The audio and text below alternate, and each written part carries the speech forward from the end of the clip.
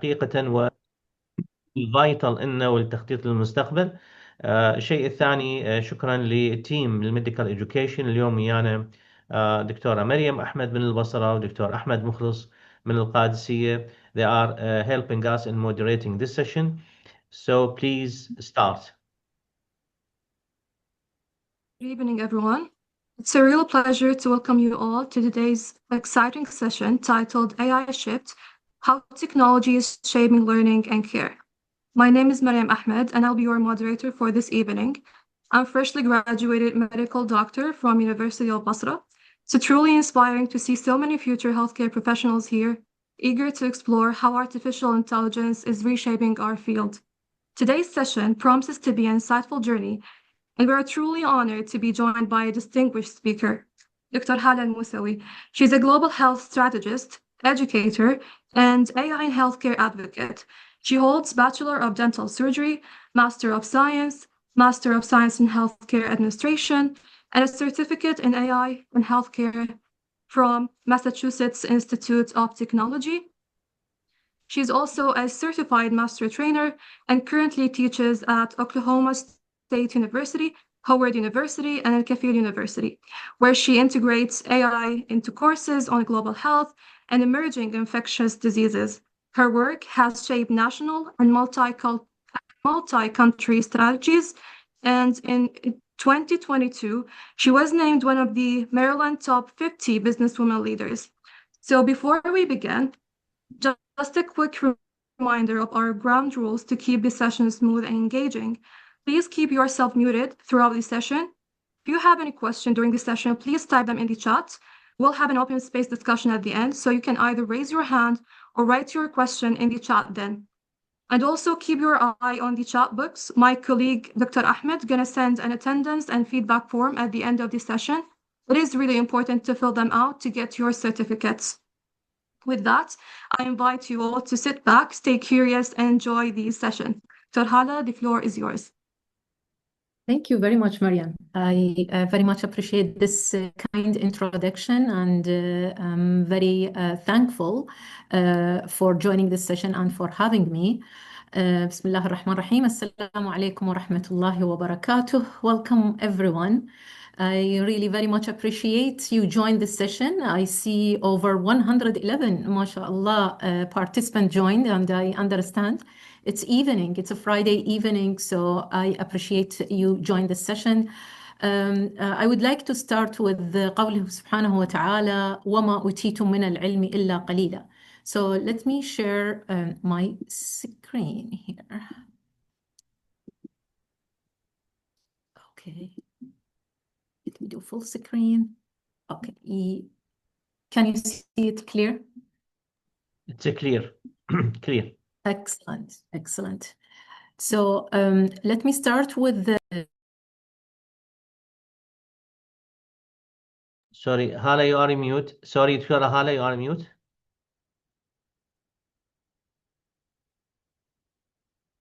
Mute. Yes.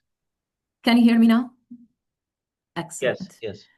Excellent. So we'll start with the disclaimer. I start my presentations with a brief disclaimer. Everything in this presentation, the content has been developed by me. I included a link to resources and sources and references where applicable. So we have a lot to cover in this session. Actually, it's very packed agenda, but I understand it's an introductory session. And inshallah, we'll have many opportunities in the future to go over details in any of the areas in today's session. So it's an introductory session. It's not technical, but happy to receive your feedback, your notes, your comments, and also if you are interested in any details for future sessions, very detailed sessions, happy to do that. So let me go over the outline of today's session. So we'll talk about kind of the definition, like what's artificial intelligence, key terms, types, applications. We'll also go over the key numbers and facts. It's fast, really rapid moving technology. Every day, like when I go over details and updates, I look at the dates because every day we have new updates, new applications, Very, very exciting. We'll go over some pros and cons of this technology, as well as key points in today's discussion: the medical education and health sector. So we'll go over key applications, challenges, of course, risk and challenges, benefits, advantages, disadvantages for both sectors. And then we'll have time to talk about what's next, right? What should we do to advance artificial intelligence in Iraq? I also have a surprise for you. I'm very, very excited to be joined by a brilliant future physician, Dr. Yusuf. Yusuf is a medical student at Howard University, and I just learned recently that he's doing amazing work in artificial intelligence, so I invited him. So after I finish my slides, I will give the floor to Yusuf to introduce himself, to share with you his work, his experience, what he has done so far, in helping other students as well. So very, very excited to have Yusuf joining us. I'm not sure, Yusuf, if Mohammed also joined, another medical student, a brilliant medical student at Howard. So I sent him the link. So in case he's here, welcome, Mohammed.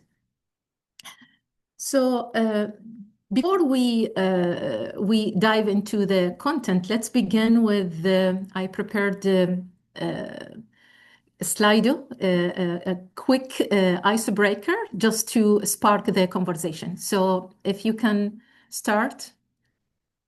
I understand that you all have Slido either on your computer or your phone. So if you can start responding to the question here.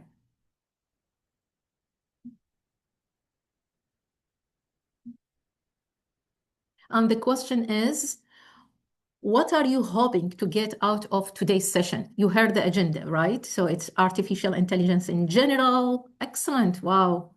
We have all these responses. Amazing. So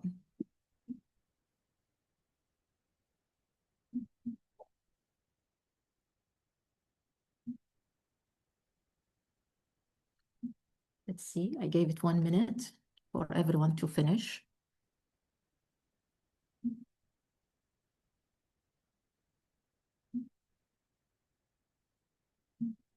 Yeah.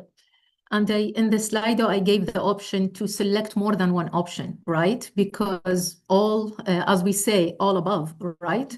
But I see from the responses overall, everyone is interested to learn or to, get some ideas about applying artificial intelligence in his or her work, right? Whether in education, whether in health. But when I say health or education, I mean interdisciplinary teams, right? Not only medical students, other students. So great to see like over 66% of the audience interested to learn how to apply it, also to learn about practical examples. I will share with you examples, but I'm sure you will be very excited to hear from Yusuf about real world experience about his work as well as other application in medical education.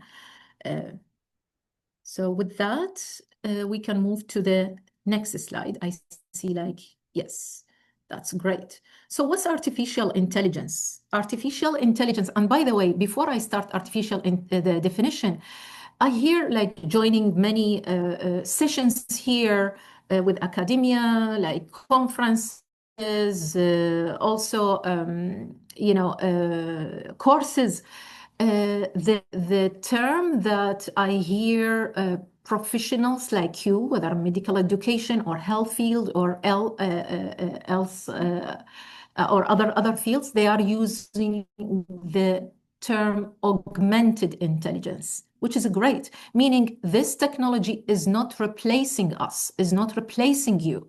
It's assisting you. It's assisting a human. We need to emphasize this because we are the voice for innovation, including this technology. So artificial intelligence, it's a field of computer science, right?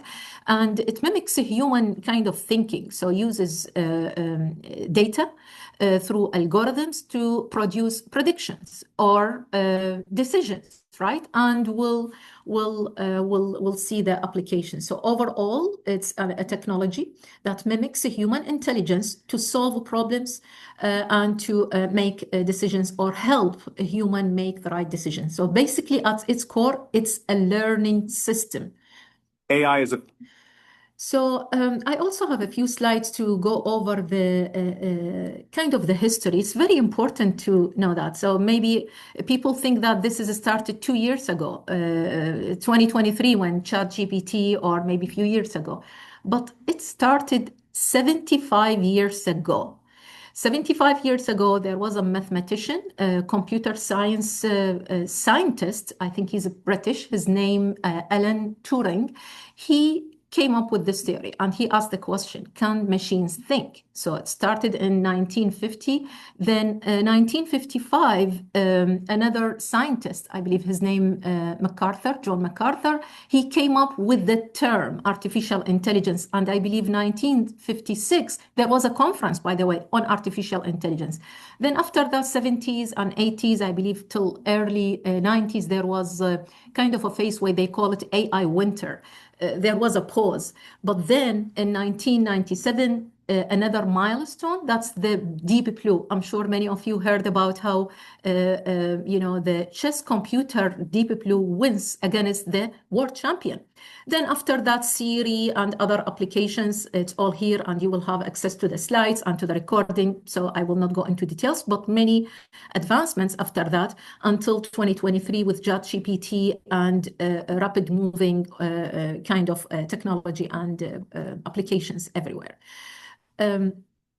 So here in this slide, I included pictures of those founders and innovators who were behind artificial intelligence since 1950 and information. Including Hinton, by the way. Hinton is an important figure when you do search or learn more about artificial intelligence. You will come across this name. He was the CEO of Google, and he was the brain behind deep learning. So it's important to listen to him. Sometimes, really, when I listen to him, I feel like these are crazy ideas. He truly, firmly believes that this is really a very big thing. And if we are not kind of dealing with it in a responsible way and accountable way and be careful, the supercomputers or super intelligence will advance human intelligence. So it's very interesting figure. Overall, artificial intelligence everywhere, right? We've been using phones for many years now. We have cameras in our homes and at work. We use social media. We use, I'm sure all of you have GPS in your car. You use banking, online shopping. So it's everywhere. It's not new, right? We've been using it. This is artificial intelligence. So it's everywhere. It's impacting our life from customer services to manufacturing, entertainment to self-driving cars, finance. But our core, the focus of our lecture today is education and healthcare. It's amazing when you go, even when you learn about what's happening with AI in other fields, really amazing, because you can kind of link the dots and you are the leaders, you are the experts in your specialties. So definitely when you work with other teams, you can come up with solutions for problems you are facing in your work. So overall, what's the impact? Overall, artificial intelligence, of course, with many challenges, but proved to increase efficiency, improve decision-making, helping whether doctors or other professionals in their daily work to make right decisions. Also, artificial intelligence helps with innovation, new ideas, and new discoveries. Even in pharma now, it's a huge thing, big areas for artificial intelligence, and also enhance our capabilities. Again, we need to remember always artificial intelligence is helping us, not replacing us, whether doctors or nurses, helping us and will not replace us. Definitely with responsible use and with knowledge. We need to educate ourselves about this technology. Go to the Here are I will go over this quickly because we want to have, I want to make sure we have time for other important points. So in this table, I summarize the key functionalities and capabilities by type, right? So these are the different types of artificial intelligence. What we have now is the narrow artificial intelligence, by the way.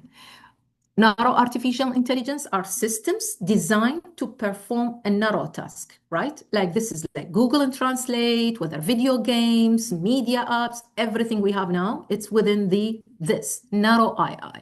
Narrow AI. In the theory, what's coming, or I believe we'll hear about it soon, it's the general AI, the systems with generalized human cognitive abilities.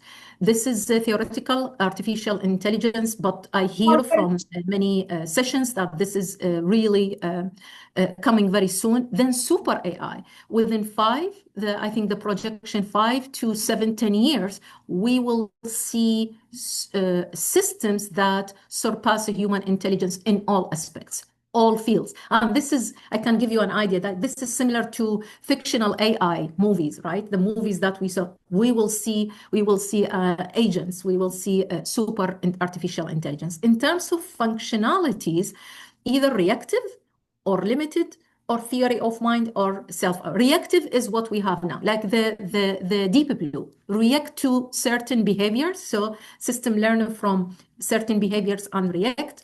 And the limited memory, like narrow AI, like self-driving cars, or some applications with data learned how to, using, of course, algorithms to read data, then can come up with predictions and come up with some decisions or helping with decisions.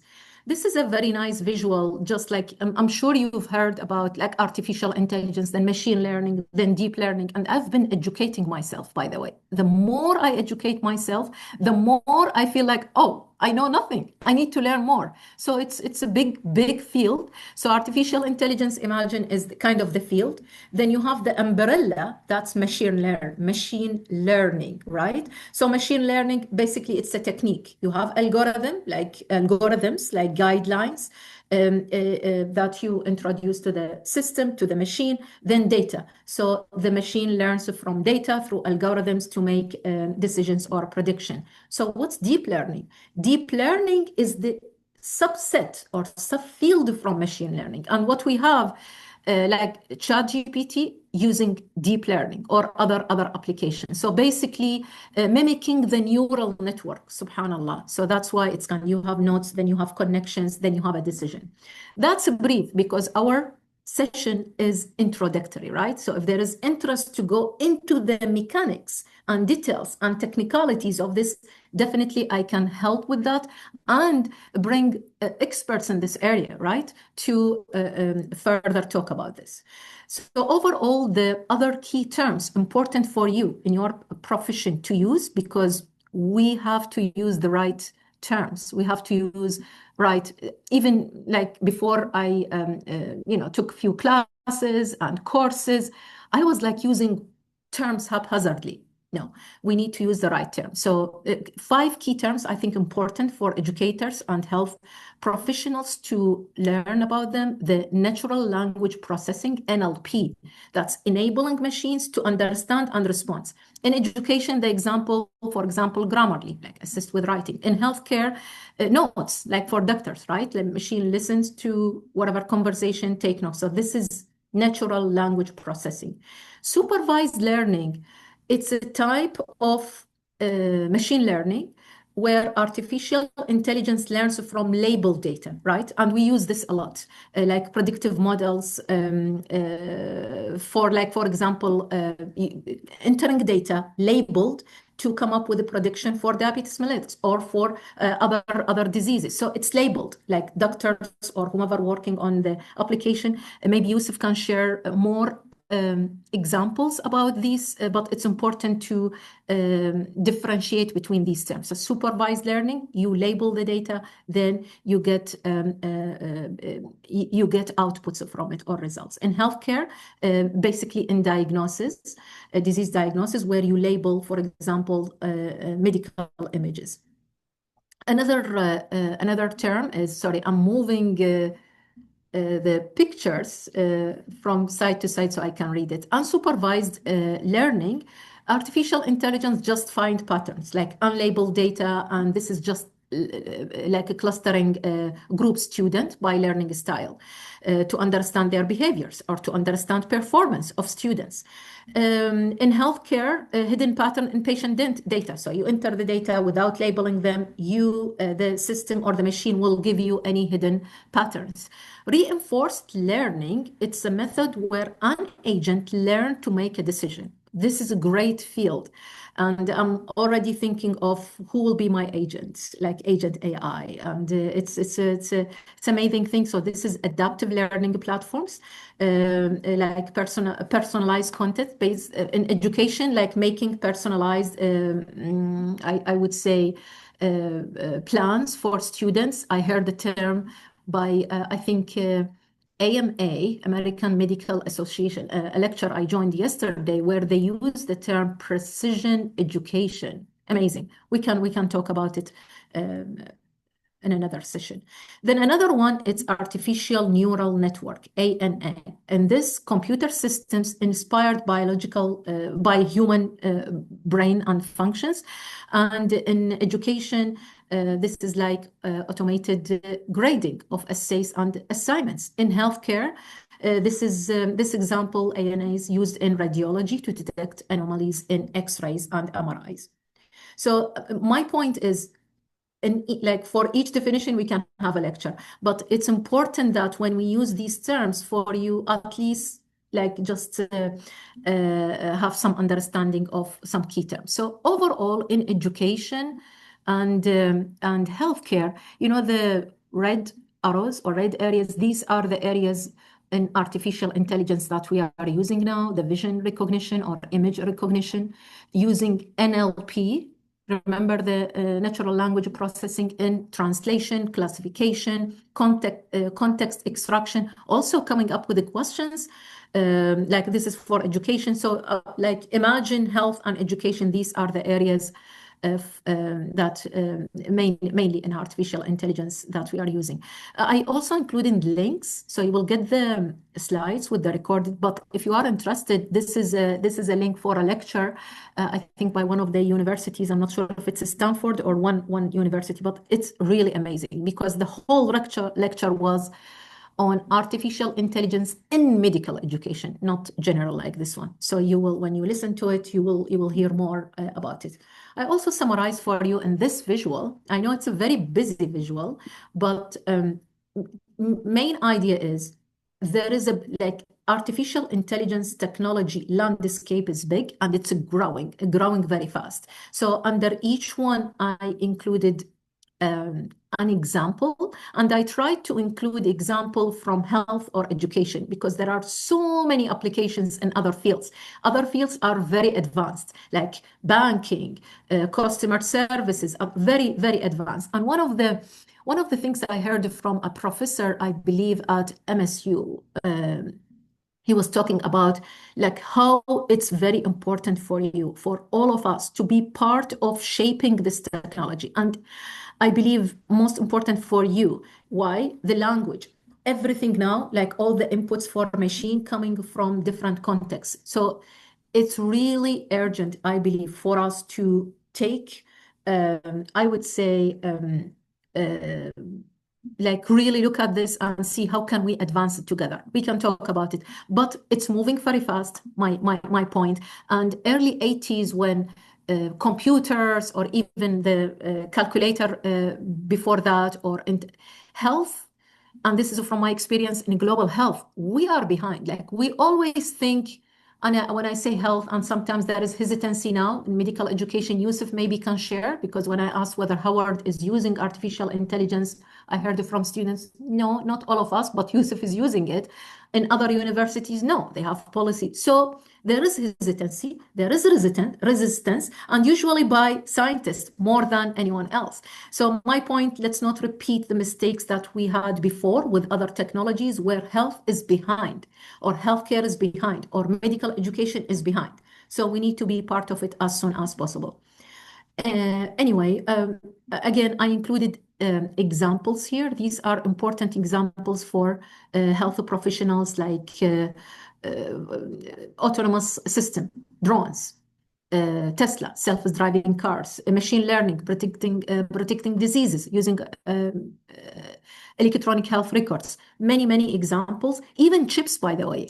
The chips that we have on our computers, you know that it's artificial intelligence. And in medicine, they are using now, whether it's for brain surgery or heart surgery or other surgeries, it's all connected, and it's data and learning machines and systems.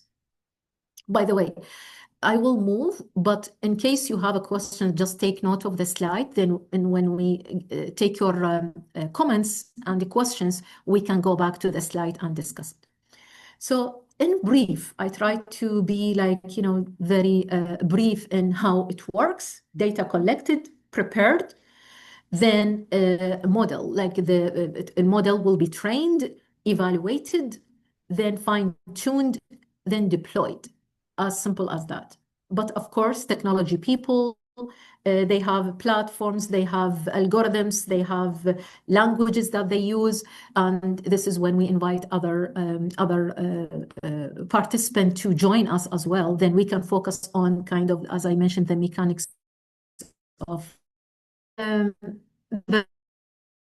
slide again. I'm sorry if it's too busy for you. I try to make interesting figures. So from the left side, I will start. A recent survey found that 55% of educators believe that artificial intelligence improved student learning, which is great. And again, these figures keep changing because it's very it's rapid moving technology. The other fact, artificial intelligence reduces grading time by up to 60%. And grading, you may ask a question whether it's okay, it's already in the computer. No, because here you have essays as well. Not only that, now with the artificial intelligence, we receive patterns, we receive reports about behaviors, we receive reports about the trends in students taking exams, about their responses. It helps us to improve questions in the future, right? And also to see if some students, they need certain or specific plans. Maybe they are behind, maybe they are advanced. So we need to have personalized kind of a plan for them. 78% of organizations, when I say organizations here, I mean health, in the field of academia and healthcare, reported using AI in 2024 up to 55% from increase reported using from 55% in 2023. Of course, the ed market is increasing and again moving very fast. As I mentioned, it's projected to reach 404 billion in 2025. The number even more than that. Yesterday I heard it's beyond 2000 something by 2023, right? And in healthcare, it's projected that the global market will reach 187 billion. And this is also its opportunity, right? This is important for us to think, okay, what else, where to invest, how to bring these kind of advancements and investment to our institutions, whether universities or healthcare institutions. Of course, according to surveys, I have the references for that, improve health outcomes by 40%. This is great. Of course, responsible AI. So we need to keep in mind the trust, accuracy, and explainability. So it's important that we trust the tool. So we just not, because there is, as they call it, the term, machine hallucination. Not everything we get from this application is right. So we need to make sure that we vet, we use references. Also, we need to make sure, in addition to the trust, that it's explainable. Like when we need explanation, we can get the right thing, and also accuracy and accountability. It's very important. All these kind of important. But interesting fact, do you know that ChatGPT have passed the USMLE? You know, USMLE is the board exam, which is very difficult. Some students they may spend years, I mean, international student, years to pass this exam. It's hard. And the medical students here, Yusuf can talk about it more. I think they start this later, but it's not an easy exam. So it's the licensing, United States medical licensing exam, and ChatGPT passed the exam, which is a huge thing. As of 2023, FDA approved over 223 artificial intelligence-enabled medical devices and applications. This is huge, and this is 2023. I need to check the figure for as of today. I have another important update. I added this just before this lecture. Iraq ranks 107th globally and 12th in the Arab world in AI readiness, right? This is very important according to Oxford Report 2024, meaning there is a huge need for strategic investment. And I would put like several lines under strategic investment, definitely national, whatever policy, then move into by sector policies and strategies, and based on that, determining our needs and determining the directions. And definitely we can talk about it in other lectures, but I have last few slides talking about. My point, the potential for transformation is immense.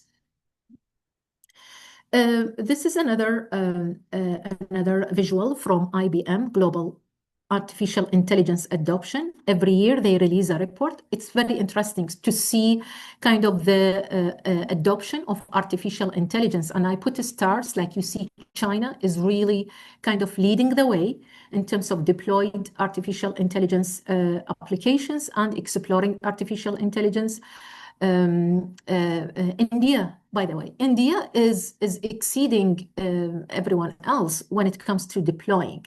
So India is leading the way as well. Italy, Singapore, when it comes to exploring, Singapore is very advanced. It's really very advanced, and I hope you will have opportunity to visit and see. I know it's very small country, but it's really very advanced in everything.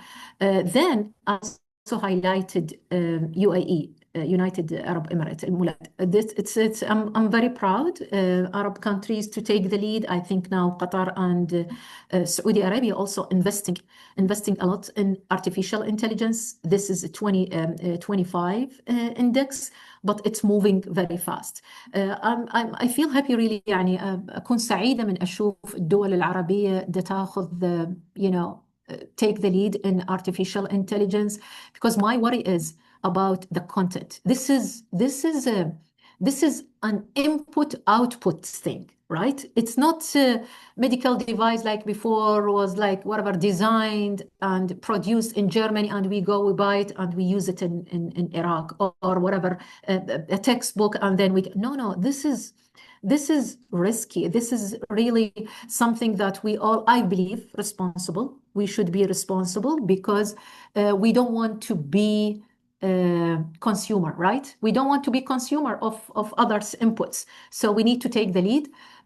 That's why I feel very proud when I see, because they will definitely use our resources. And this is not only in health, like subhanallah, even in religion. I feel like, oh, we have to do something. We have to have many data scientists, right? I don't want people tomorrow or applications will give me wrong information when I search something in religion, or for our kids in schools, or science. So that's why it's very important, and we are, I believe, all responsible and will be questioned one day, inshallah. Okay, so this is because I prepared many videos, by the way, but we don't have time for that. Enjoy it when you have the link to the session. But Sam Altman, it's another figure. Just listen to he's the founder, CEO of OpenAI. Those people, or even Jensen, NVIDIA from China or others, I listen to them. Just like, sometimes it's important, if you think big, think future, think big picture, listen to what they say, because sometimes you visit the interview 2-3 years and you see, oh, wow, whatever they said, it happened. The CEO, also another figure, Eric Schmidt, the past CEO of Google, he is. I mean, his recent interview, he said it's really underhyped, artificial intelligence. right? And we don't want this technology to replace us. It will not, but if we let it like this, then yeah, we are missing a big opportunity here. So definitely he is emphasizing how this is a big force reshaping every sector, including health and education. And of course, not only health and education, by the way, when we think of other sectors like intelligence or security or disease outbreak, it's a huge. So I'm sure the list is long. So let me go to another slide. Overall, this is a summary. Minutes for or 10 minutes for Yusuf. So summary of benefits and challenges. Overall benefits, of course, costs, assisting with decision making, availability, right? Yes, it's mimicking a human brain, but this is a system that doesn't eat or sleep. So 24/7 and help with the human kind of daily work. In terms of challenges, definitely the big challenge, you see, I put it in bold, energy. I will leave this to the discussion session when we will have a question and answer to talk about the energy if you ask about it, but it's a huge thing. Then, of course, security and privacy, ethics, biases, insufficient training data. Again, it's input output. So if it's insufficient, then what you get is based on what you entered, and scalability, and also talent. We need more data scientists. We need more educated people, even physicians. I was so amazed by one of my professors at MIT when I took the course. He's a cardiologist, one of the famous cardiologists, and he has PhD in computer science, and he is teaching computer science. I was like, okay, how did you do that? So it's amazing. My point is we need to keep learning and educating ourselves. So I will move now to education. What happens when artificial intelligence? Let me move from this because I will know. This is again, sorry if it's a busy visual, but it's a very nice leaflet. I have the link to it, but basically it's summarizing this visual summarizes what's happening, like AI in higher ed, right? So how AI is helping with administration, with teaching, learning, and so many tools listed here, as well as student experience. As I mentioned to Professor Hala, like if we are in person, I would print this and give it to you, so you can just like look at it and read all details. Which I summarized in another visual. But overall, this is a link with a link to the tools, by the way, for you. So when you go to this link, you can contact Jess as well, because it's a publicly available resources with tools for teachers, tools for students, and tools for administrators. Okay. Overall, in education, it helps learners, students. It helps the academia, universities, institutions, higher education institutions, help teachers with by increasing engagement, having more time with students, because we as educators, we are very busy preparing materials, then delivering them. So also helping institutions with improving learning outcomes and increasing the kind of enhance the reputation and people coming to these institutions. Same thing with teachers as well as with employers. So because institutions, whether health or education, run by some companies. So when you have adaptable workforce, definitely improved outcomes. Okay, so I think I went over advantages and disadvantages in a brief, but overall it's as advantages, personalized learning, automation, content creation, improved accessibility, as well as closing some skill gaps. In terms of disadvantages, biases, security and privacy, unemployment. Some people feel like it's a threat that these technologies will replace them, and I would say it kind of set aside like good from great, right? Like good teacher from great teacher, good physician from great physician. So the one with these skills will be better than. So that the way, this is how I look at it. Also availability, health in terms of education with assessments, but disadvantages, the cost, the ethical, also the some equity issues. And I don't think we have it in Iraq because it's one community. In other communities, we have language barriers and you have some people with other backgrounds. So now we are moving to health, and we touched on this in the previous slides, but overall, artificial intelligence transforming health from prevention all the way to management, right? All the way to adherence. So whether it's self-care and the prevention, many applications related to improving population health. Many countries now really using or adopting the population health kind of approaches instead of responding to diseases. Operations overall, whether triage and diagnosis, clinical decision support. I'm not sure, Yusuf, if you have some examples on this one, but definitely we can expand on it. Then care delivery. So overall, touching every aspect of healthcare. And I have a link for more details. This is a very nice visual. I read an article that was released just July 27, and we'll send the team links to these resources. But you can see how they summarize everything in healthcare with diagnostics for image analysis and automated support, predicting disease progression, as well as supporting early intervention, because some of these tools will give physicians options and suggestions. Documentation is very important. And one important thing, I believe it will be barrier for many countries, is data quality, because we need to make sure that we have good quality data, continuous learning, medical translation, document translation, and many apps now even for taking notes. Definitely, I'm not sure if you are using it in your clinics, with discoveries and deployment, predicting drug efficiency, and even in new potential vaccines or new drugs. So a huge potential. However, with that, there are many challenges, right? As with any technology or any platform. For example, the capital. It's huge. You need investment. You need investment in this area. Deployment, capacity. I would say competency. We need competent people using these technologies, and governance, regulations. For me, the big picture. Do we have a national policy for that? Do we have regulations? That if not at the institutional level, do we have a platform? We don't want teachers or students using everything comes their way. So it's very important for governance, then definitely for security and ethics. I have last two slides. This is what do we need? So what's next? So for artificial intelligence, definitely I talked about policies and the plans.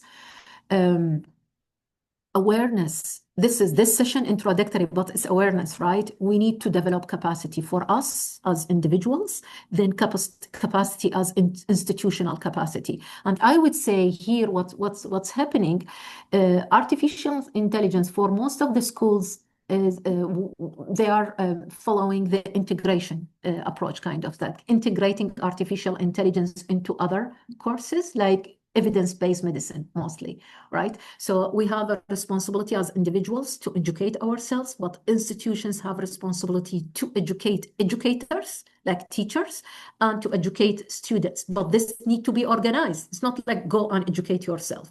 And there are many tools available free, and I'm trying to find more resources. We'll make them available for Professor Hilal and then share it with everyone so we can use them.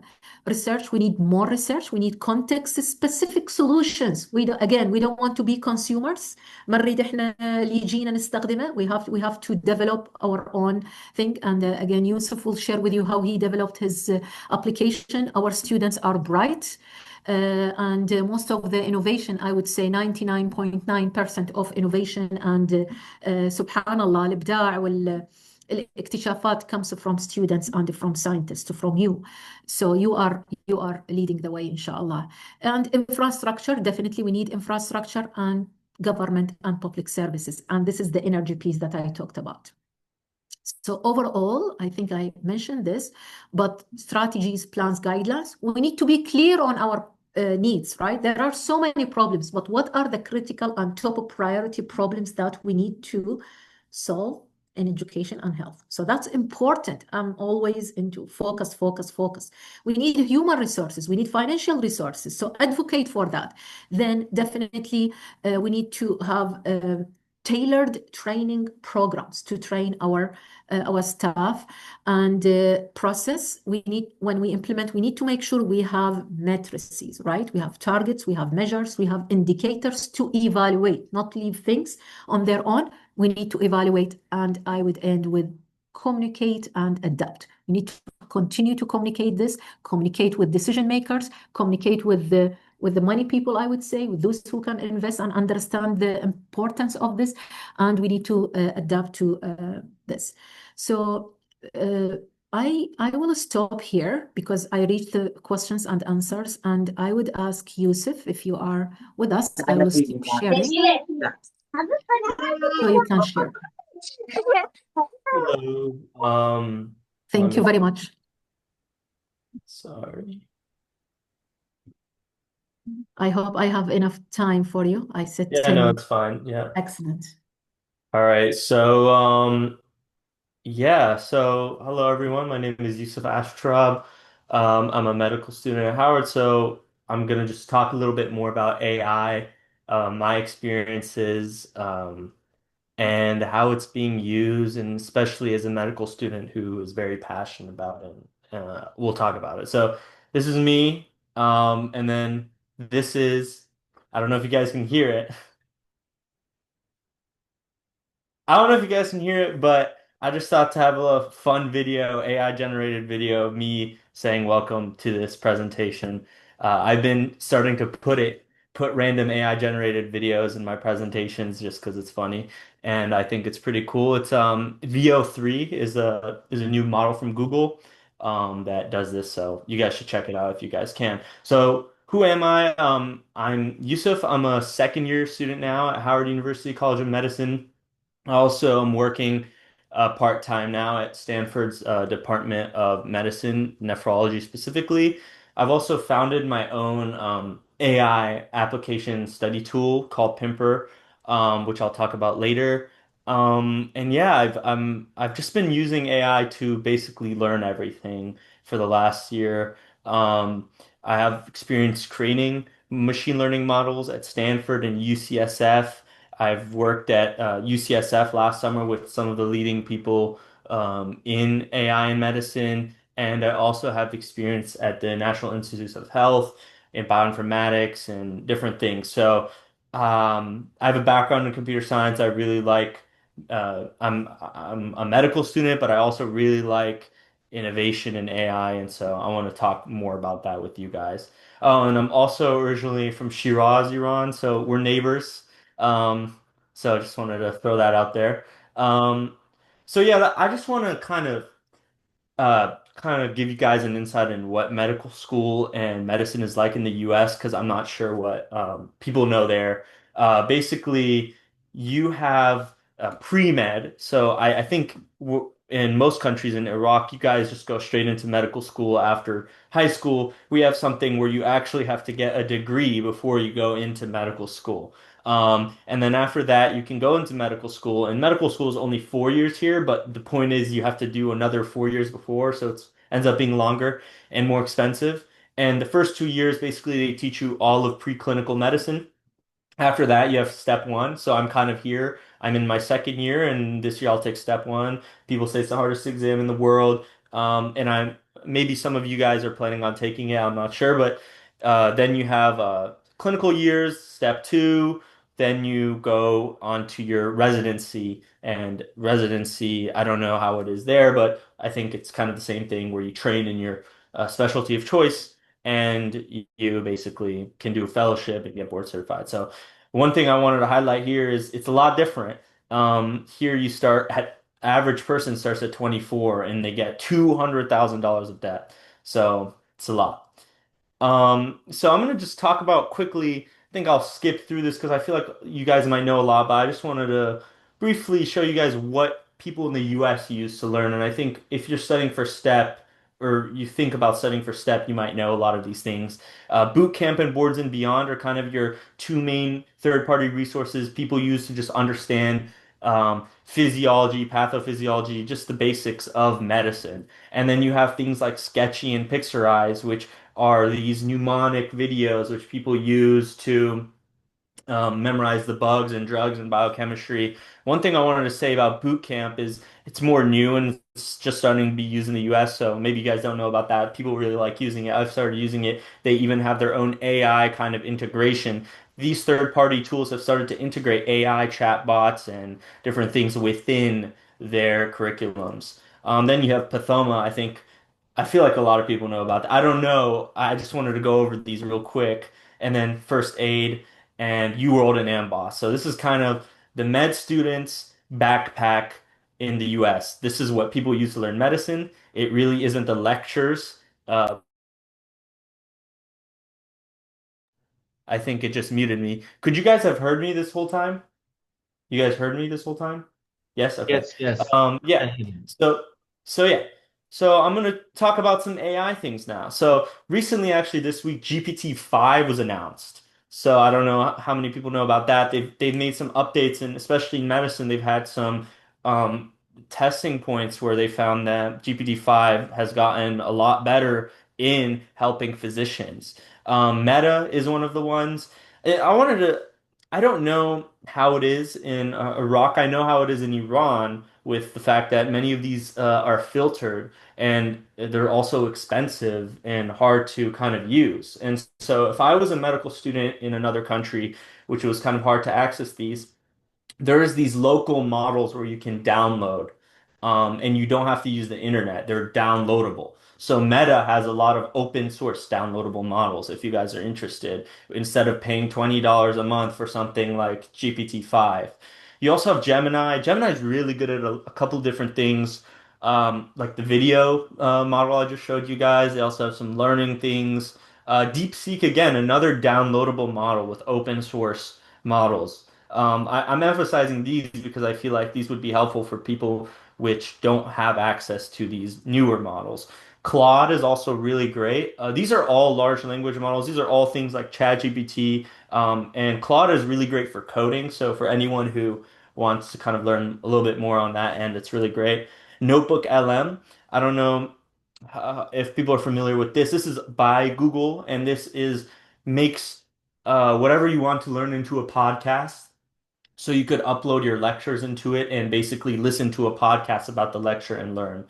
And then another thing which I really like, and it's great. It's Cursor, and it's basically an environment for coding in which you can basically use AI to create almost anything, your websites, apps, etc. And if we do end up having another session, I'm having one at my medical school where I'm going to teach people how to use this to create their own personal websites, etc. So, and there's a lot more, but this is just kind of to touch the surface.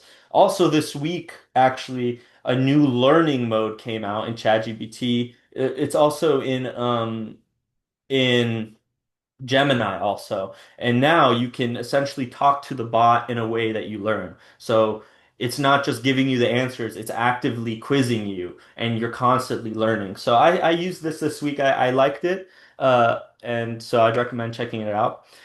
You guys said with Stanford, you guys said with how we're applying this in the real world, right? One thing in Stanford they did is clinical mind AI, and we're bringing this to Howard. And also, this is actually free for any university. You just have to sign an agreement with Stanford. So I don't know if your university is interested. You can definitely reach out to me. I can help connect you guys. But we're bringing this to Howard, and this is essentially AI patients for students to learn about diseases and also practice their clinical skills. So I'm sure you guys have OSCEs where you guys go in with a fake patient or a real patient and you're tested on it, right? Well, now you can use AI to generate patients for you to learn. And your professor can pick appendicitis and the patient can act like they have appendicitis and you would have to kind of guess that.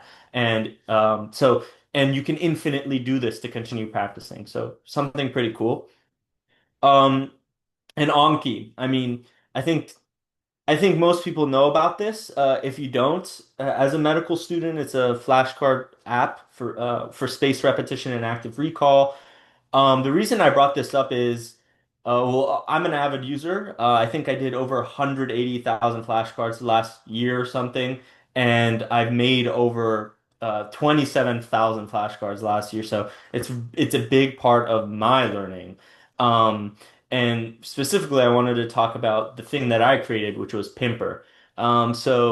I'll leave a link. This is the add-on code, but you guys can go to the website and it's free, and I can also give unlimited mode to people at this to you guys if you guys are interested. Basically, I made this because the way I learned was I would do flashcards, and then I would also use ChatGPT to understand a topic. I would essentially plug in the lecture, understand the topic, and generate my own flashcards. But the problem was in second year, especially when I started using pre-made decks and didn't make my own. Um, the problem was I was continuously having to screenshot the flashcard, go to ChatGPT, insert the flashcard, ask my question, and it was a whole back and forth all the time. So I thought, why not just integrate the two? So I created an add-on which essentially has a chatbot within Anki with all the information about your cards and everything there. And all you have to do is type your question and it will give you the response with the card in the background, with all of your content in the background, and you can generate summaries, new cards within Anki. So that sped up my studying a lot. And so if you guys are interested, you guys can definitely check that out. Um, and another thing is, I don't know, many of you guys may do Anki, but you don't know what's actually behind it. And FSRS is one of the newer things that came out. Actually, it's kind of a year older, maybe older. And a lot of you might be using this and not knowing. It's an AI generated or machine learning based space recognition. So it basically uses yourself and your own history of flashcards to determine when is the next time you're going to forget the card. So it's personalized based off your memory capabilities to ensure that you see something before you forget it, but also not see it too constantly so you can save time within your day. So I thought this is pretty cool to kind of show you guys what's behind what you guys are doing. Um, so another thing, I don't know how much time I have, but basically AI agents, right? This is the biggest thing in the game right now. I mean, it's now all over. ChatGPT has its own agent mode. Agent is basically it's basically like a large language model, and a large language model is a type of neural network, which we just talked about, but it basically takes in the environment. So instead of your chat GPT, which is a large language model, by the way, instead of just asking it, hey, can you do this math problem, or can you help me book this flight? Instead of giving it the information, the agent is a large language model which is connected to the environment. So now, if you ask ChatGPT to book you a flight, it will go access your calendar, it will access your credit card, it will access the weather, it will access everything to figure out when's the best time to book the flight, and it will book the flight for you. So it will have the real world application. And now this is existing more and more today. And everyone is changing AI to agent. The definition of agent is a little bit kind of mixed up with people because uh, it's a thin line between large language model and agent. But the point is that this is the big thing that's happening right now. And so I wanted to give some examples. Actually, I didn't have this in my presentation, but you guys mentioned to have some examples, so I just copy pasted some slides that I had from other things. So Viz AI is one of the AI agents that I found, which is pretty interesting, and it basically connects with the EHR, and every time someone, goes and gets a CT or something, it automatically screens them for stroke, right? And so this is really important because before it even reaches radiology or those viral times that are needed, it alerts people on their phone instantly if someone is at risk for something. And so now this is saving times and it's saving lives, and it's an agent because it's interacting with the environment, it's interacting with the physicians live and saving people. Another thing is at Stanford, they have this, and in many schools now, is an AI scribe that basically you come in and you talk to the patient. The AI is listening and it's integrated within your electronic health record, automatically putting the notes there. I wanted to pause for a second because uh, I realize that at least I know in Iran, the digital note-taking space isn't as big, as in people mainly use a lot of paper and pencil, and this is a big limitation in applying AI. And it's really difficult because it's not easy just to switch. And so in certain countries, they don't have this. And this is really important because the way AI is trained is off of data. It's off of the notes that are digital. The reason Stanford can do this is because everything is digital. The reason Stanford can go and make pathology AI models is because now all their slides are now digital. And this is new in the US too, but I'm saying that this is a really big limitation on certain people that can't do this. And also there's another thing now. It's a EHR kind of Epic EHR integrated chatbot where there's a chatbot that's integrated within your EHR that has access to all of your the patient's data. And instead of going and reading through the note and trying to figure out when the last CT and what the thing was and what this was, you simply can type it in plain English and it will give you what information you need. And these are really new. I mean, I was literally there at Stanford when they released this EHR a couple weeks ago. So I don't even know if this is in the news, but these are some pretty cool things that people are doing. I might just skip this one, but this is like an EHR that they made for nephrology. It's Nephrolytics AI. Basically integrates everything together and can make automatic notes, automatic assessments, etc. So just this is just nephrology specific, but yeah, and I wanted to use this study here, where they basically use machine learning to predict DKD. And the point of this study, without getting into the specific models, etc., is that AI firstly, AI is expensive, so a barrier to entry will be there for a lot of you guys, especially if you want to run big image models. But the other point is AI will save money. So it's expensive, but it's saving money. So they did an economic study where they actually applied this model in the real world and it saved about $1.1 billion by predicting this. So it's worth it, it seems like, but it depends on the case because we're going to talk about right here is that one of the issues with AI is now people are doing all these publications and they're making all these models, but can they really be applied in the clinic? That's the limiting factor now, especially when I was at Stanford, when I was talking to people there. Everyone has a publication on AI. Everyone made the newest AI with ROC, AUC 99%, right? But when you use it in the real world, it sucks. And so this is the biggest problem here is that people are focusing on research and not the real world applications. They're developing the model without using their clinical knowledge to figure out will it even be useful. Like if you develop a model that predicts the 30-day hospital outcome in certain patients and if the physician finds out about it and it's not even useful, like you can't do anything about it, there's no point. So when you make your AI models, you have to think about, okay, if I can tell the physician this thing, can they do something about it? So you also have to be smart with what you make. And so one of the things is that it's difficult because a lot of the and data is another big issue, right? Because for example, in Iraq, if you use AI model developed on patients in Southeast DC, that's not going to work, right? They're a completely different population. And that's actually something that Howard struggles with because Howard is a predominantly underserved population. And so the models that are made in Stanford from 50-year-old white males will not work on a 20-year-old black female in DC, right? That's one of the biggest issues is like you really need to crack down on this. So so you guys have to really work hard to make your own models, get your own data, and security of data is a big issue, especially with like pathology models. They can't just start applying them because of the HPI and HIPAA violations. So it's really a hard space to navigate. And so the point of this was to say not all models are as good as what they seem on paper. And so, for example, Stanford, they have a heart team, and it's a team which basically is there simply to make sure that models are good for real world settings. It's a bunch of doctors, and they are there to make sure, hey, can I apply this model in the clinic? And companies like Microsoft, Google, etc., they all approach them because everyone wants Stanford to use their model, and they go and sit through them and they say, "Hey, would my physicians even want to use this?" Another issue is with physicians and liability, right?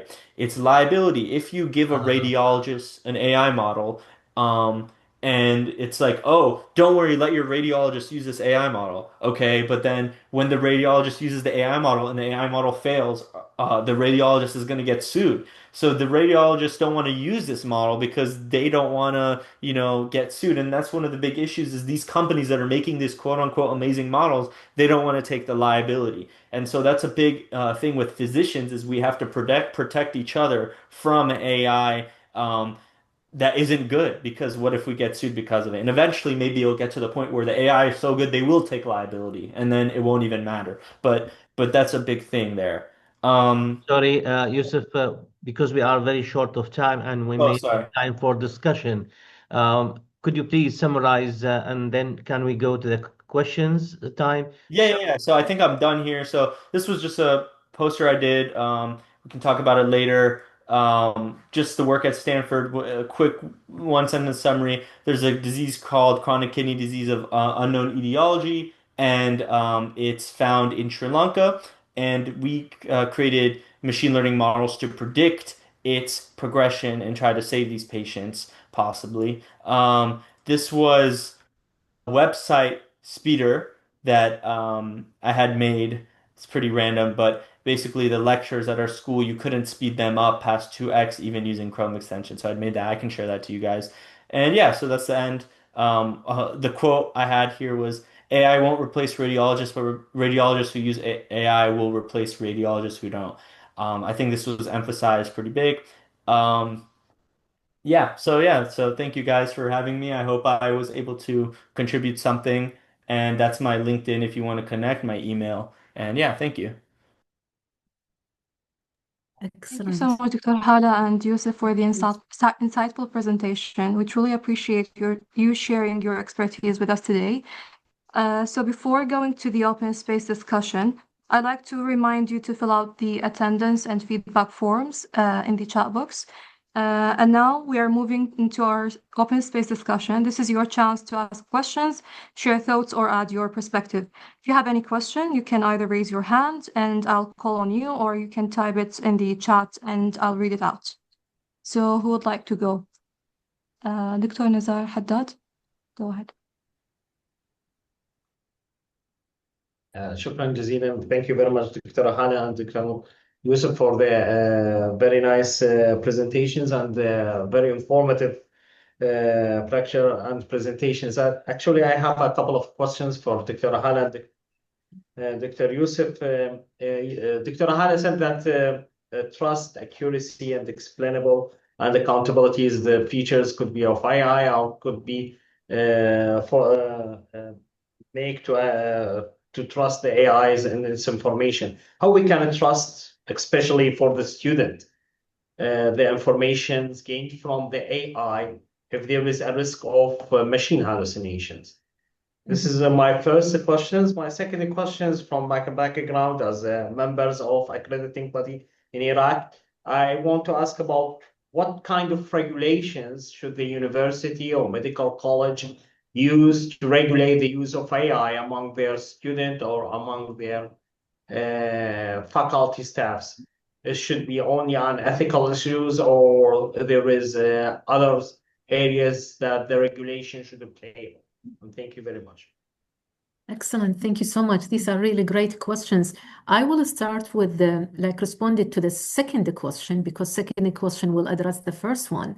We need our own regulations, right? Definitely we can look at regulations already kind of developed by other institutions, whether medical education institutions.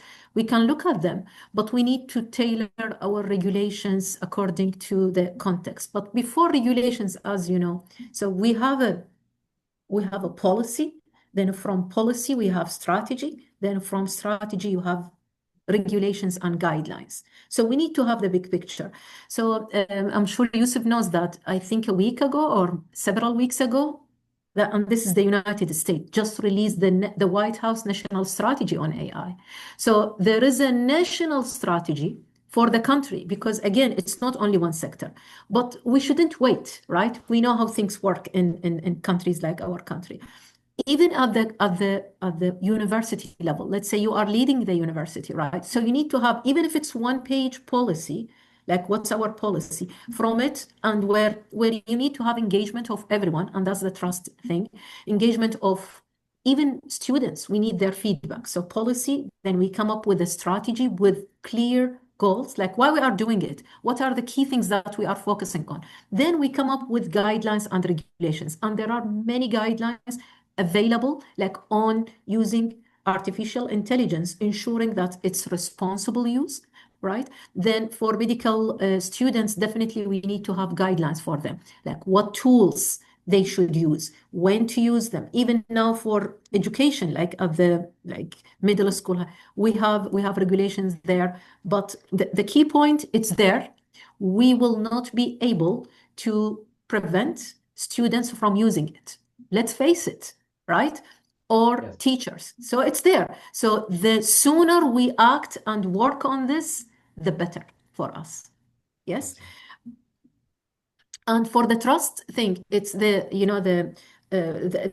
what also Yusuf mentioned, right? So there are many applications out there, but are these applications applicable in the real world? So this is the trust thing. Like we trust the tool, not to jump and just use any tool out there without making sure that we trust it. It's trusted and also it's applicable in our setting. But the main thing and the main challenge, in addition to, I think, the cost, is the data quality. Especially in Iraq, I think everything is paper-based. So that's another challenge that we need. But with education, I think we can start if we have the commitment to do that. Yes. Thank you so much for your answer. Up next, Professor Hilal, please go ahead. Thank you very much, Hala and Yusuf, for this very insightful, stimulating presentation. What worried me is that I felt now how far we are lagging behind, and how is the task should be in the future, and mainly our young leaders with us now, medical student. Probably Yusuf was very stimulating to them, and a role model for all our medical students to follow the Yusuf path. Congratulations, Yusuf, for your brilliant work. You are doing history, really, by your work. What shocked me is that two statements, Hala, you just stated. One, AI is like electricity and internet. Just think there is no electricity now and there is no internet, how our life is going. So in the near future, not far, probably we will face such a situation where we have no internet or electricity, and in sense of AI. So that means it's a huge responsibility. As you said nicely, it is everyone responsibility in this country to start and support the issue. The second thing, in every procedures, in every new technology, there is a hazard. Now, who can tell me there is no hazard at our current practice now? Now, our medical students go to a specific site for learning without any supervision, and they may have information. As you said, we cannot stop a medical student to use any website, any source of information. Probably that source could be internal inside the country or outside the country. And I think many of our students attending this evening with us are using teaching platforms that was not calibrated or not trusted.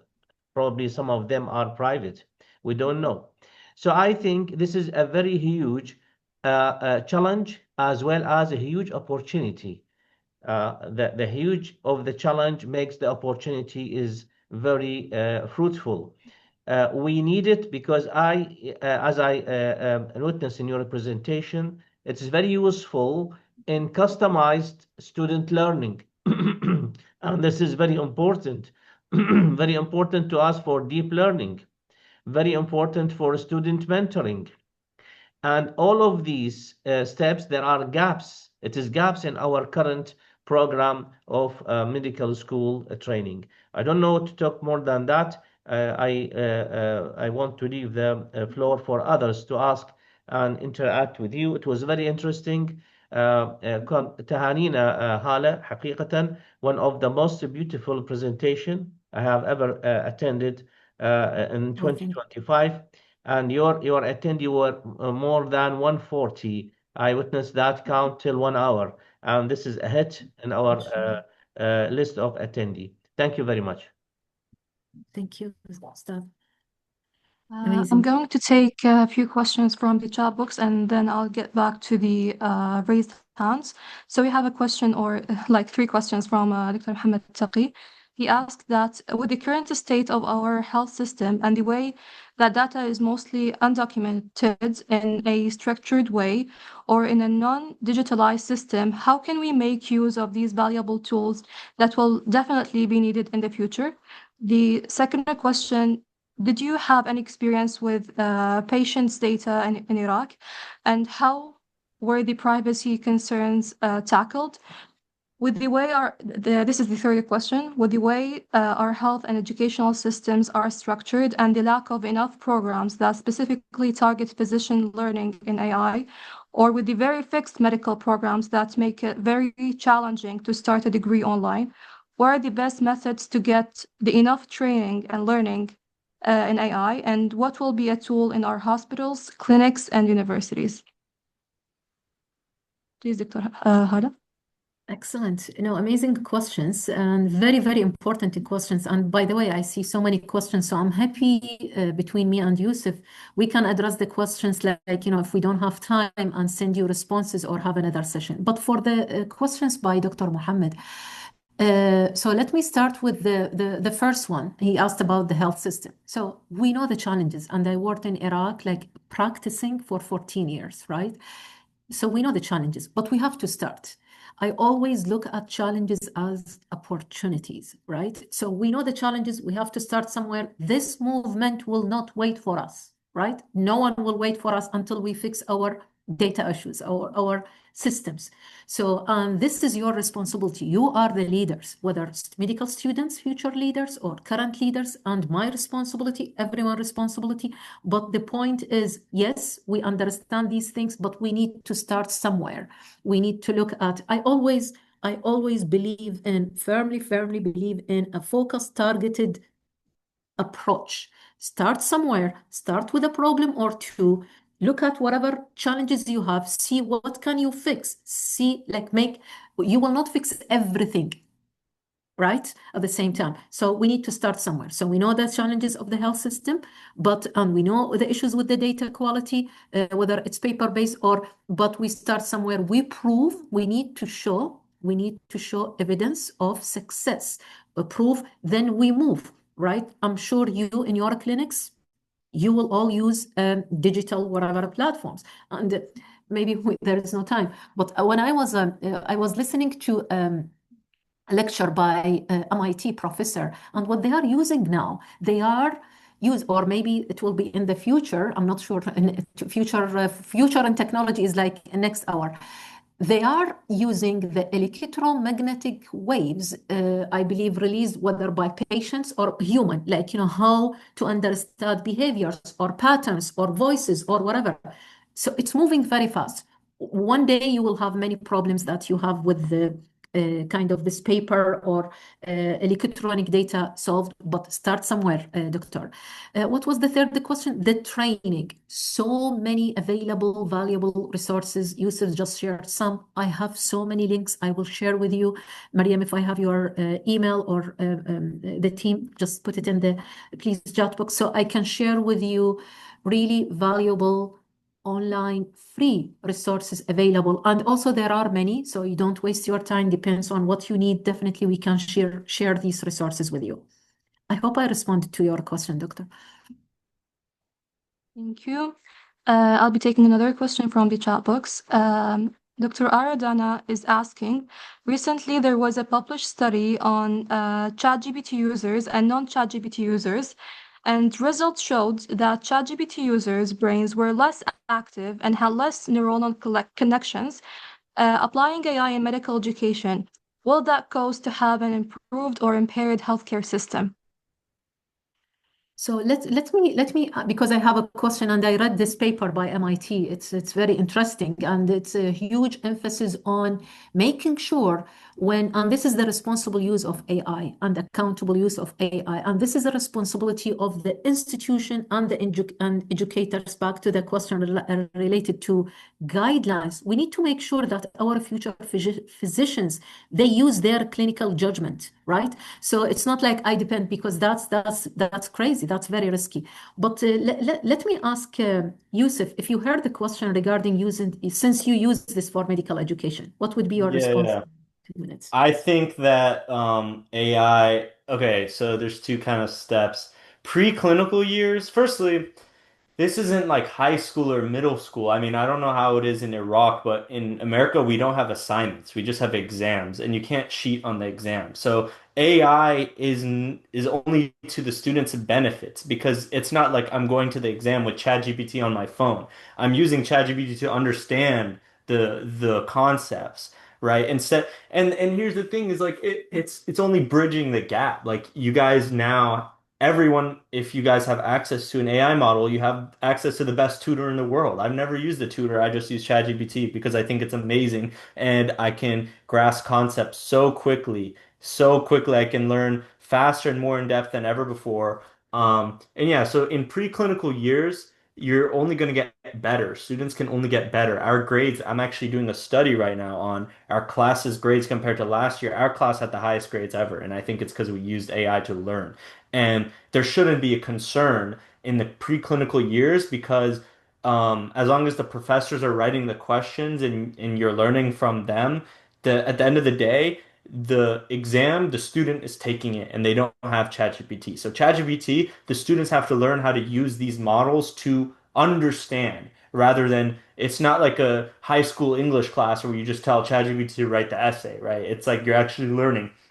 In the clinical years, I see how people can be concerned, especially with, firstly, the HPI, like you don't want to give ChatGPT patient data because obviously that's sensitive data. Secondly, clinical practice is a lot more complicated. But there's also ways around that, like open evidence. I don't know if maybe a lot of you have heard of it. Open evidence is an AI model. For trained off of scientific articles in PubMed. And so now a lot of physicians are using it to kind of um, broaden their differentials and ask random clinical questions when they're confused, etc. But AI isn't at the point where it can really help like insanely or replace people in the clinical realm. And the only way to teach students is to have them go into the clinic like they are now and learning from the patients. But as far as that goes, I think AI is only kind of concerning if you give the AI patient data, but I still think it's really helpful with learning. Um, so yeah, I think my perspective is that in medicine, in medical school, if used the right, like the restrictions shouldn't matter, because the exam is, you don't have ChatGPT when you take the exam. So I see where people coming from, where they say, well, what if the AI is hallucinating? And there's very few at a basic preclinical level. Like if you're asking about basic diseases, these chatbots have been trained really well. But when you get to a clinical level where the patients aren't the textbook patients where you go take the exam, it's like patient presents with um, cherry red spots. Like these are buzzwords that you can use to learn in the preclinical years. But in the clinical years, you obviously have to learn, and it has to be more. More thought has to be gone into it. But that's kind of just my opinion on what I think. Thank you so much, Yusuf. One last question from the chat box from Professor Hussam Zouini. He is asking, how can professionals and institutions in low resource settings, such as Iraq, move beyond being consumers of AI tools to become active contributors or creators, particularly in integrating AI into education? Excellent, really excellent questions. And I'm so happy that I'm sure you have been thinking about it, but this discussion kind of sparked this.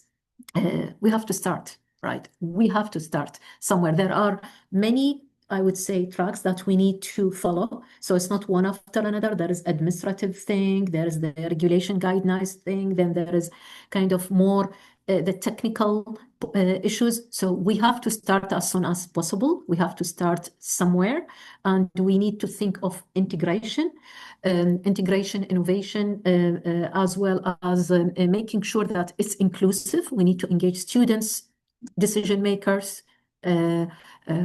teachers, everyone, but we have to start as soon as possible if it's not there. So this way we are shaping AI, artificial intelligence for education in Iraq. Not shaped for us, not, we end up just using tools, and it will not be useful, by the way.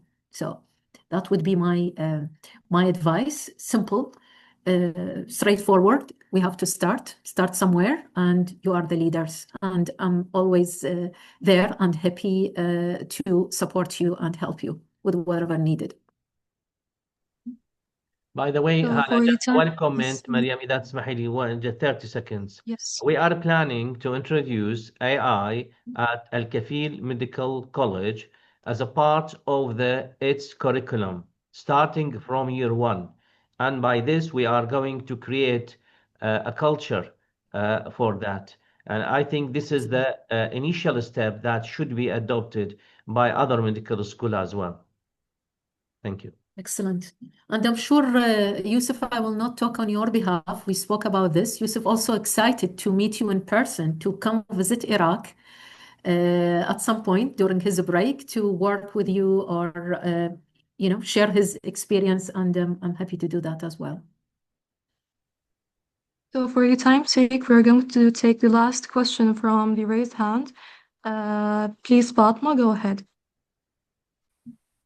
Thank you, Dr. Hala and Yusuf, for the amazing presentation. I just want to reflect on a real life experience I recently faced regarding I am a final year medical student at Basra Medical College, and we are required to do a research, graduation research. So I decided to go with the AI in medicine. So I consult an AI engineer, and I connect him with the supervised doctor. And after that, I did a deep research for AI in medicine in Iraq. And the main problem was with all the research papers that have been published that they used a trained module, as Yusuf mentioned previously. These trained module have population differences, environmental, lifestyle, healthcare system differences, and data acquisition differences. So we decided to build an AI module from zero. And here, when we face our challenges, that the problem with the data collection, even if we have a specialized, I go for example, with the cardiology, even if we have a specialized hospital in Iraq, we don't have that much data in the hospitals. Like I went to the cardiac hospital for open heart surgeries data, but the data was very limited and also was paper documented data. So this was a big problem. And the second problem, as the AI engineer said, it's about time. So if we have a real original module, AI module, and we need to learn that module to do something, we need much more time than even 1 year. We may at least require 2 years to make that module. So we have two problems now. The first one is about data collections, and the second one is about time. So how to overcome these challenges, especially if there is no support or research centers as a student. And thank you.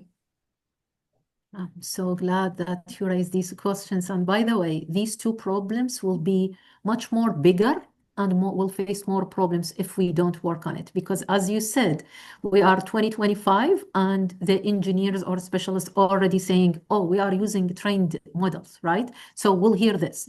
For the technical part, I would ask Yusuf to respond to you with regard to trained model or not trained, but with the data quality, this is existing a problem, right, Fatima? Your name Fatima, right? Yes, Dr. Hala. Yes, yeah, Doctora. Start somewhere where there is quality data, even if it's a kind of private clinic. We need to test these models and improve. And again, my point is we have to start somewhere because this is existing a problem and we need to move forward. Not to wait for that. So I congratulate you for choosing this for your project, and I really wish like more students to follow this because it's very important.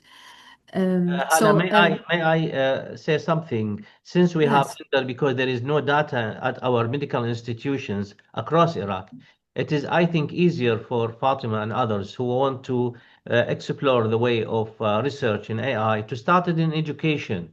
It is more applicable and can give an idea about the benefit and can promote for AI in other fields. Using it in education at your institution, you can have an example, a group of students using artificial intelligence at their study, and other group they are not, and then we compare and we come the study, and then you can publish that study. And if we do it in many medical schools, we will have some achievement at some level, because at the level of health service, I think there is a great obstacles of having a database for that. Mhm.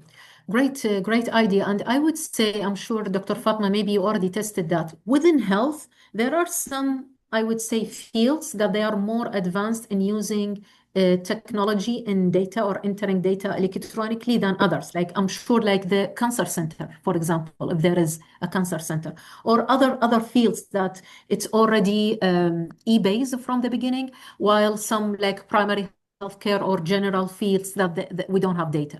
So yeah, the point is to start where you have potential. With regard to trained, untrained, Yusuf, what's your opinion regarding this problem in Iraq?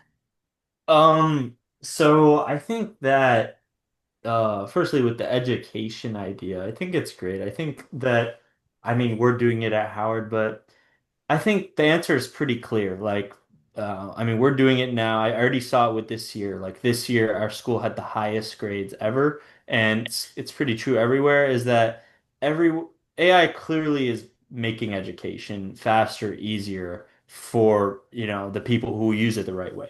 I think the issue with not having enough data, welcome to AI research. I mean, I had to work with like 300, even at Stanford, I had like 300 patients in my that I could work with, right? And that's not, so you have to understand your boundaries. You can use a neural network if you have thousands and thousands of patients. So it really like you're not going to use that for your model, right? Unless or else it's going to overfit. So it really depends on your data and your data set. I think for learning AI, there's tons and tons of, public data sets that you can just go use and download. I don't know, All of Us is one. There's a couple of public data sets where, or like there's courses online. You can just search like neural network course and the people will have a public data set and you'll just go in and download the data and learn how to make the models. Now with the in real world, here's the thing is like you guys have to start somewhere. So you do have to start. Like as a medical student,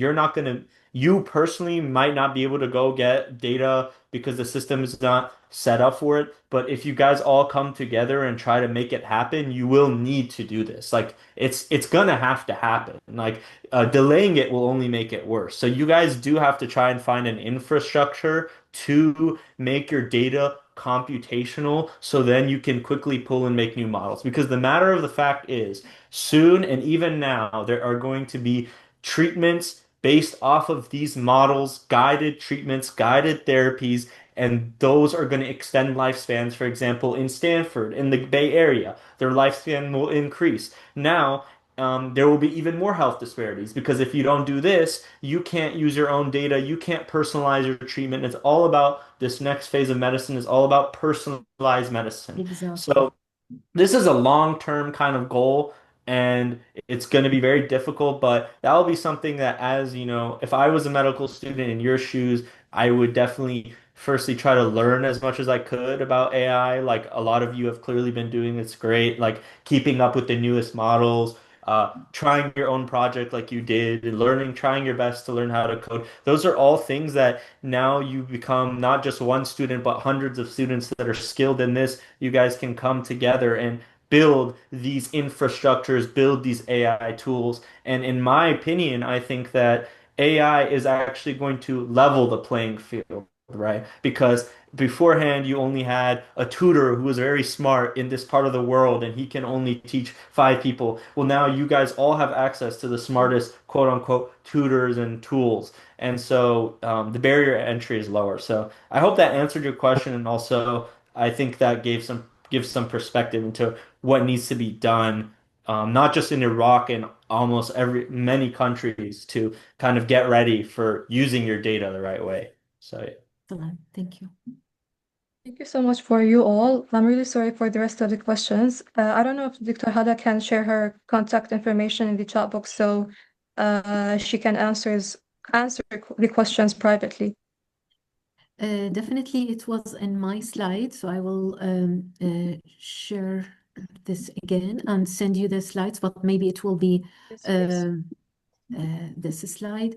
So if you can take, so this is my personal email, my email with AlKafeel, my email at Oklahoma State University and LinkedIn. Please reach out with any questions, and please, Dr. Mariam, this is my email. If you can send me all the questions, any asks, comments, and you have Yusuf's email as well, so I can also compile some resources, answers for any questions that we didn't have time to answer. Until next time, I'm available always, and please stay informed, curious, and inspired. Thank you so much, Dr. Hala, and thank you so much, everyone, for attending. With that, we are ending our session for tonight. Just See you one soon. last point, Mariam. Dr. Hala, you will be invited to our 5th anniversary, inshallah, November 6 to 8, where we agreed to have a workshop addressing the artificial intelligence applications and challenges. Anyone who will to attend, most welcome. This is just a reminder for that event. Thank you. Thank you, Dr. Hala, very much for the very interesting presentation, insightful. Thank you, Yusuf.